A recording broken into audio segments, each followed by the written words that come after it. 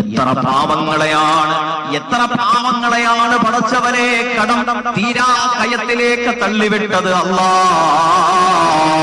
എത്രയെത്ര മനുഷ്യ ജീവനുകളാണ് തീർത്താലും തീരാത്ത തോരാത്ത കടങ്ങളിൽ പെട്ടുപോയി അവസാനം ജീവിതത്തോട് മടുപ്പ് തോന്നി സമാധാനം നഷ്ടപ്പെട്ടു പോയി അല്ലാഹ് ആത്മഹത്യകളിലേക്ക് അവർ അഭയം പ്രാപിച്ചതിന്റെ കാരണമെന്താ? എന്തുകൊണ്ടാണ്? തീർത്താലും തീരാത്ത തോരാത്ത കടങ്ങൾ എത്ര ശ്രമിച്ചിട്ടും കഴിയുന്നില്ല. ആരും സഹായിക്കാനില്ല, ആരും അവരെ സഹായിക്കാനില്ല, ആരും അവരുടെ വേദനകൾ കേൾക്കാനില്ല, ആരും അവർക്കൊരു സമാധാനം കൊടുക്കാനില്ല. പടച്ചവനെ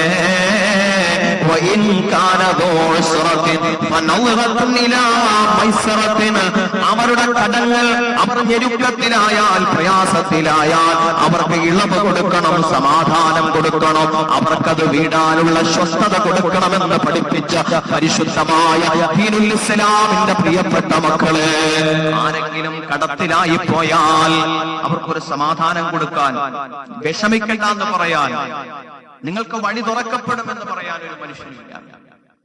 എന്നാൽ അവൻ എല്ലാത്തിൽ നിന്നും ആർക്കും ഒരു ഉപദ്രവം കൊടുക്കണ്ട, അവൻ മറ്റേതെങ്കിലും ഒരു വഴിവിട്ടുപോയ മാർഗത്തിലേക്ക് ചിന്തിച്ചു പോയാൽ പിന്നെ പരിഹാരത്തിന്റെ കെട്ടുകളുമായി ആളുകൾ ഇറങ്ങും. അതുവരെ അവനെ ആർക്കും വേണ്ട. ഞാൻ ആലോചിച്ചു പോയ റബ്ബേ, ഈ സമീപകാലത്ത് മംഗലാപുരത്തുള്ളൊരു പാവപ്പെട്ട ഉപ്പാട് അല്ലാഹ് നീ മഗ്ഫിറത്ത് കൊടുക്കണേ അല്ലാഹ്. മാപ്പ് കൊടുക്കുന്നവൻ നീയാണല്ലോ, സ്വർഗം നസീബാക്കണേ അല്ലാഹ്. ഓരോ മനുഷ്യരുടെയും ഹൃദയത്തിന്റെ വേദന അവരവർക്കല്ലാതെ മറ്റാർക്കും അളക്കാൻ പറ്റൂല. നീ എന്തൊക്കെ പറഞ്ഞു, മനസ്സിന്റെ സ്വസ്ഥത നഷ്ടപ്പെട്ടു പോയാൽ അവന്റെ സമനില തെറ്റിപ്പോകും മുമ്പിന്. പിന്നെ അവൻ എന്താണ് ചിന്തിക്കുന്നത്, പ്രവർത്തിക്കുന്നതെന്ന് ആർക്കും പറയാൻ കഴിയില്ല. അതിന് വലിയൊരു ഭാഗമാണ് സാമ്പത്തികമായ വിഷയങ്ങൾ. അതുകൊണ്ട് ഭാരിച്ചതൊന്നും ചുമരിൽ കയറ്റാതിരിക്കുക, കഴിയുന്നതേ നമ്മൾ ചുമക്കാൻ പാടുള്ളൂ. അല്ലാഹു തൗഫീഖ് നൽകട്ടെ. കടം കയറിയിട്ട് മനസ്സ് വേദനിച്ച് നൊമ്പരപ്പെട്ട് അവസാനം പടച്ചവനെ ആത്മഹത്യയുടെ വഴിയിലേക്ക് കടന്നുപോയി. പാടില്ല. കടം കൊടുക്കുക എന്നതൊരു വലിയ സൽക്കർമ്മമാണ്, സഹായമാണ്, സ്നേഹമാണ്, സഹാനുഭൂതിയാണ്. അതിന് പറയാൻ വാക്കുകളില്ല. ഒരാൾ വിഷമത്തിലായി ആ മനുഷ്യനെ കടം കൊടുത്ത് സഹായിക്കുക എന്നത് വലിയ നന്മയാണ്. നമ്മളെ കൊണ്ട് ലക്ഷങ്ങൾ കൊടുക്കാൻ കഴിഞ്ഞില്ലെങ്കിലും കഴിയുന്നത് പോലെ എന്തെങ്കിലും കൊടുത്ത് സഹായിക്കുക എന്നത് വലിയ കൂലിയുള്ള കേസാണ്. അതല്ലേ പറഞ്ഞത്, നിന്റെ സഹോദരൻ ഒരു വിഷമത്തിലാവുമ്പോ, പ്രയാസത്തിലാവുമ്പോ അവന്റെ വിഷമവും പ്രയാസവും നീ പരിഹരിച്ചു കൊടുത്താൽ നിന്റെ വിഷമവും പ്രയാസവും പരിഹരിക്കാൻ അല്ലാഹു ഏറ്റെടുക്കുമെന്ന് സയ്യിദുനാ മുഹമ്മദ് റസൂലുള്ളാഹി. ചിന്തിക്കുക, അതൊരു വലിയ സഹായമാണ്. കഴിയുമെങ്കിൽ കൊടുക്കുക. പക്ഷേ കൊടുക്കുന്നവൻ നല്ല മനസ്സിന്റെ ഉടമയായാൽ അപ്പോൾ നമ്മൾ ചിന്തിക്കാം, ആ കൊടുക്കുന്നവൻ ഒരു നല്ല നിയ്യത്തിൽ അള്ളാന്റെ പ്രതിഫലം ആഗ്രഹിച്ചാണ് കൊടുക്കുന്നത്. വാങ്ങുന്നവൻ അല്ലാഹ് അതൊരു അമാനത്തായ മുതലാണ്. ചില ആളുകൾക്ക് കടം വാങ്ങിക്കഴിഞ്ഞാൽ, അവന്റെ ആവശ്യം വീടിക്കഴിഞ്ഞാൽ പിന്നെ അവന് കൊടുത്തവനെ ഓർമ്മയില്ല, അവന്റെ സഹായത്തെ ഓർമ്മയില്ല, അവൻ പെട്ടുകിടന്ന സാഹചര്യത്തെ കുറിച്ച് ചിന്തയില്ല. പിന്നെ പരിഹാസം, വെല്ലുവിളി, ദേഷ്യം, വൈരാഗ്യം. ആരോട്? കടം കൊടുത്ത പാവത്തിനോട്. എന്തക്രമമാണ്! ചിലർക്ക് കടം വാങ്ങുക എന്നതൊരു തമാശ, അതൊരു സ്ഥിരം പല്ലവി. ചിന്തിക്കുക. ഞാൻ അത്തരം ആളുകളെ കുറിച്ച്, കടം വാങ്ങിയിട്ട് കുറച്ചവനെ കബളിപ്പിക്കുന്ന ദുഷ്ടന്മാരെ കുറിച്ചല്ല പറയുന്നത്, മറിച്ച് അല്ലാഹ് മക്കൾക്ക് വേണ്ടി, ഭാര്യയ്ക്ക് വേണ്ടി, രോഗത്തിന് വേണ്ടിയിട്ട് സാമ്പത്തികമായി തകർന്നു പോയ പാവങ്ങൾ, ഒരു കൂരയ്ക്ക് വേണ്ടി കുറച്ചവനെ കൊല്ലങ്ങളോളം കഷ്ടപ്പെട്ട പാവങ്ങൾ, നിവൃത്തികേടുകൊണ്ട് പെട്ടുപോയവർ, ഒരിക്കലും കടം വാങ്ങിയതിന്റെ പേരിൽ അവരോട് അക്രമം കാണിക്കല്ല, അവരെ ക്രൂശിക്കല്ലേ. അവരുടെ മാന്യമായ ജീവിതത്തിന് പടച്ചവനെ നിങ്ങൾ തടസ്സം നിൽക്കല്ല സഹോദരങ്ങളെ. ഒരിക്കലും അത് പാടില്ല, പാടില്ല, പാടില്ല. ഒരു മുസ്ലിമിനെ സംബന്ധിച്ചിടത്തോളം കടം വാങ്ങിയാൽ ആ കടം എത്രയും പെട്ടെന്ന് കൊടുക്കാൻ അവൻ വ്യഗ്രത കാണിക്കണം. അല്ലാതെ കൊല്ലങ്ങളോളം അത് ചുമന്നുകൊണ്ട് നടന്നിട്ട് കൊടുത്തവനെ വലയ്ക്കുന്ന ചിലരുണ്ട്. അത്തരം ആളുകളെ നമുക്ക് ഏത് വാക്കുകൊണ്ടാണ് വിശേഷിപ്പിക്കാൻ സാധിക്കുക? കടം വാങ്ങി അത് കൊടുക്കാൻ തിരിച്ചവന്റെ കയ്യിൽ നിവൃത്തിയില്ല എന്ന് പറയുമ്പോഴോ അവൻ വിനോദമായ കാര്യങ്ങളിൽ ഇടപെടുന്നുണ്ട്. അവൻ പല സുഖസൗകര്യങ്ങളിലും ജീവിക്കുന്നുണ്ട്. അവന്റെ സുഖങ്ങൾക്കോ അവന്റെ ഭക്ഷണത്തിനോ അവന്റെ ദൈനംദിന ജീവിതത്തിന്റെ ആഡംബരങ്ങൾക്കോ കുറവില്ല. പക്ഷേ കടം കൊടുക്കാൻ തീർക്കാൻ അവന്റെ പണമില്ല അല്ലെ? അവന്റെ എല്ലാ കാര്യവും ഉണ്ട്. അവൻ ഭാര്യമായിട്ട് സുഖിക്കും, സല്ലപിക്കും, ഉല്ലാസയാത്ര നടത്തും, എല്ലാത്തിനും പണമുണ്ട്. പക്ഷേ ഈ സാധുവിന്റെ കയ്യിൽ നിന്ന് വാങ്ങിയ പണം കൊടുക്കാൻ അവന്റെ കയ്യിലില്ല.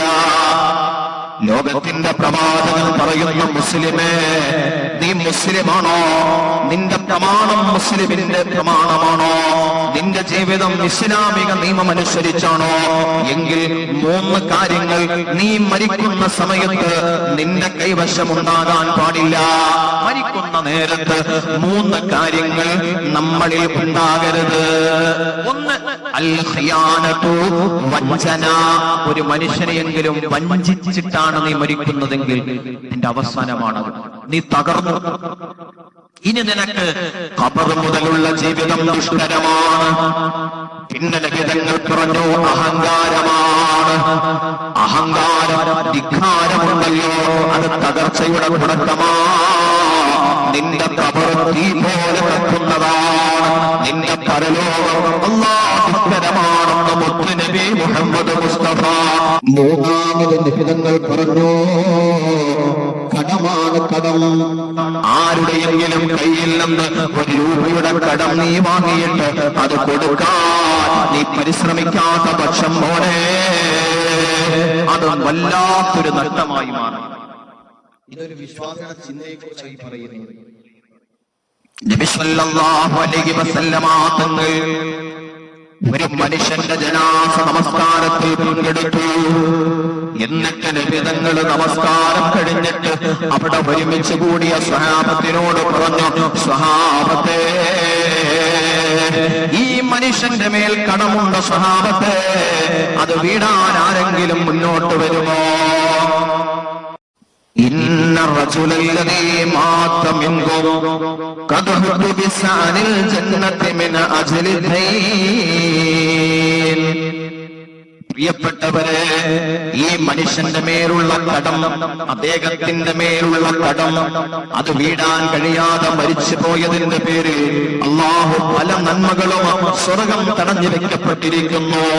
ആരെങ്കിലും അത് ഏറ്റെടുക്കുകയാണെങ്കിൽ അല്ലാഹു അത് മാപ്പ് ചെയ്യുമെന്ന് മുഹമ്മദ് മുസ്തഫ.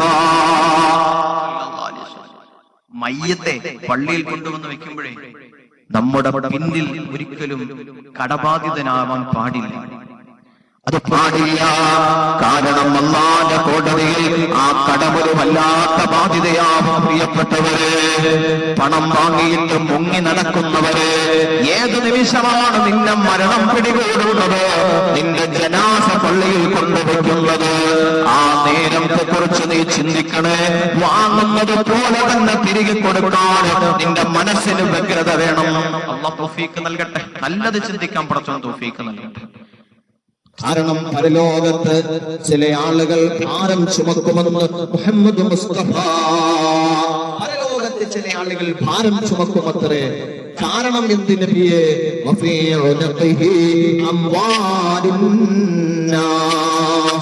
അവരുടെ പിരടികളിൽ ജനങ്ങളുടെ അമാനത്തിനെ കെട്ടിയിടപ്പെട്ടിരിക്കുന്നു. ജനങ്ങളിൽ നിന്ന്, ആളുകളിൽ നിന്ന് വാങ്ങിച്ച പണം, വാക്ക്, കരാറുകൾ, ഇടപാടുകൾ അതൊന്നും തീർത്തിട്ടില്ല. ഹക്കുകൾ വീടപ്പെട്ടിട്ടില്ല. കടങ്ങൾ നിറവേറിയിട്ടില്ല. ആ പാപം അവന്റെ പെരടിയിൽ കെട്ടപ്പെടുമെന്ന് മുത്തു മുഹമ്മദ് മുസ്തഫ. അതുകൊണ്ട് മുഅ്മിനെ, കഴിയുന്നതേ നീ ചുമക്കാൻ പാടുള്ളൂ. കഴിയാത്തത് ചുമക്കല്ല. ഭാരിച്ചതൊന്നും നീ ചുമക്കല്ലേ. അവസാനം നീ കാരണം നിന്റെ കുടുംബത്തിന്റെയും സ്വസ്ഥത നഷ്ടപ്പെട്ടു പോകാൻ പാടില്ല. പല കടത്തിന്റെയും അടിസ്ഥാനം എന്തെന്നറിയോ? എല്ലാവരെ കുറിച്ചുമല്ല പറയുന്നത്. പലരും സാമ്പത്തികമായ പരാജയങ്ങളിൽ പെട്ടുപോകാനുള്ള ഏറ്റവും പ്രധാനപ്പെട്ട കാരണങ്ങൾ എന്തെന്നറിയോ? ആഡംബരങ്ങളാണ്, ആർത്തികളാണ്.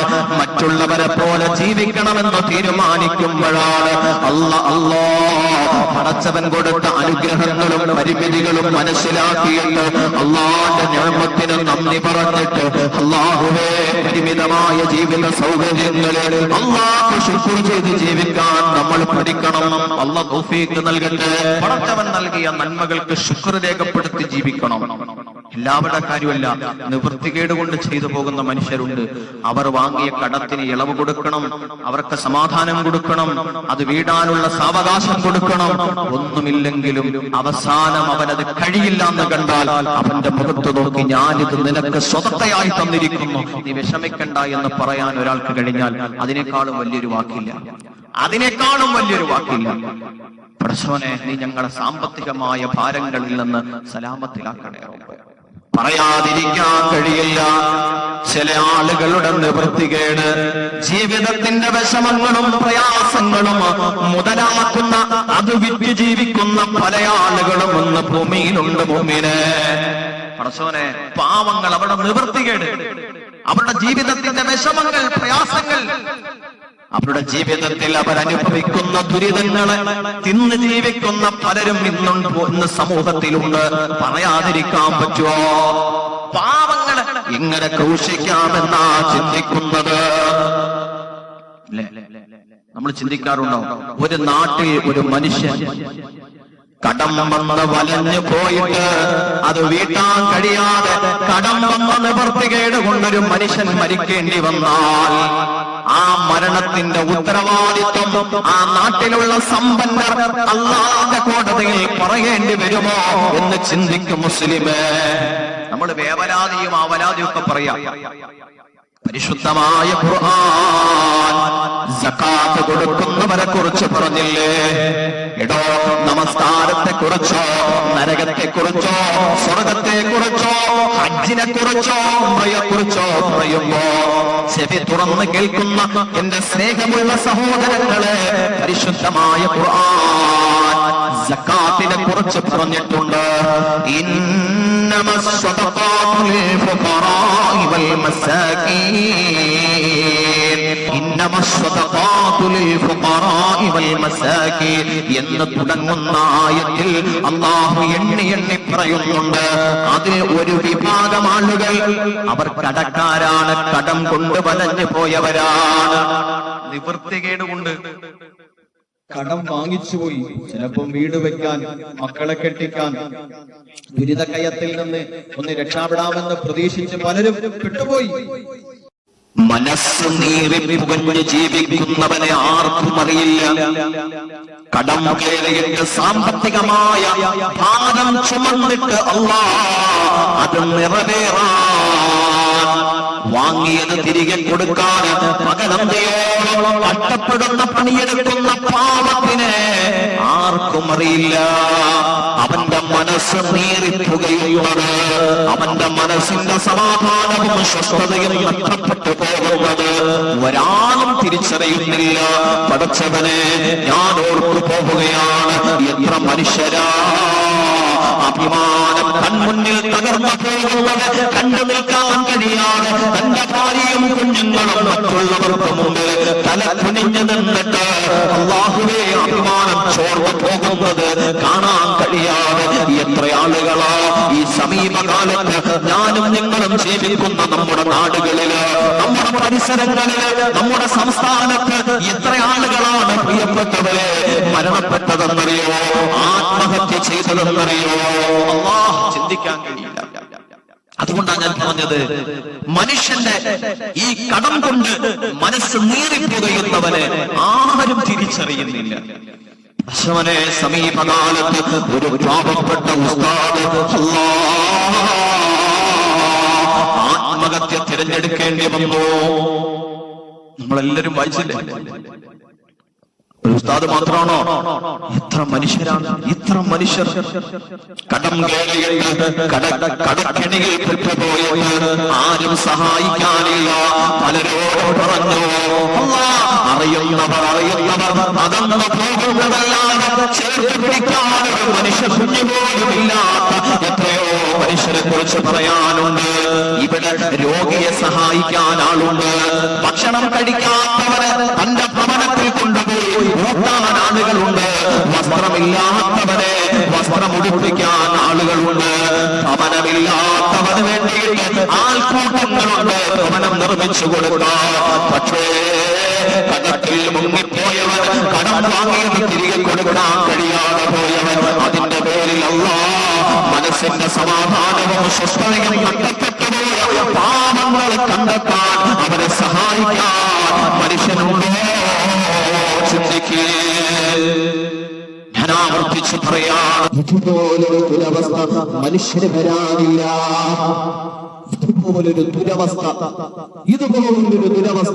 മനുഷ്യരെ നമുക്ക് വരാനില്ല. കടങ്ങൾ വരാതിരിക്കാൻ ചില മാർഗങ്ങളുണ്ട്.